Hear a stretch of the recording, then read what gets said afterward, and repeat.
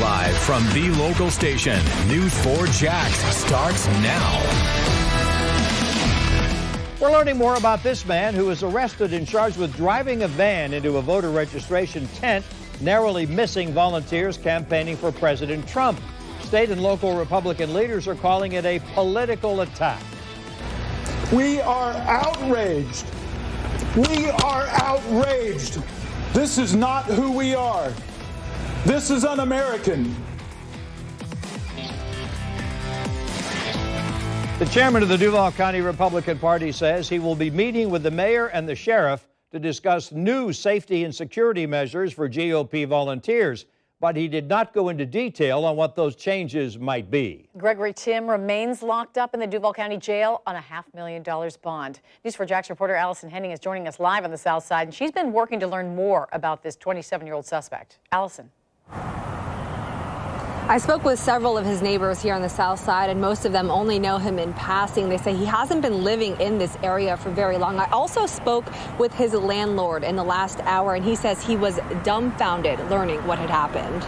27-year-old Gregory TIMM is in jail tonight facing multiple charges after police say he drove a van into a GOP voter registration tent over the weekend. Records show he is originally from Iowa and has lived in Jacksonville for 2 years. Neighbors say TIMM has lived in this Southside community for about that time. He was renting a room in this home. There was a car parked out front this afternoon, but when we knocked, no one came to the door. We talked with several neighbors who knew what happened in this parking lot less than a mile away from their homes, but no one was willing to talk with us on camera.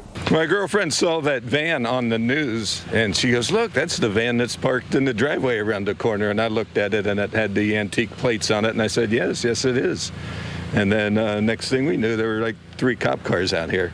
According to this arrest report, TIMM worked as a stagehead through the International Alliance of Theatrical Stage Employees. Local Union 115 sent News 4 Jax this statement, reading in part, "TIMM is not an employee of this local, but is referred for job placement through the local's hiring hall and has been since March 2019.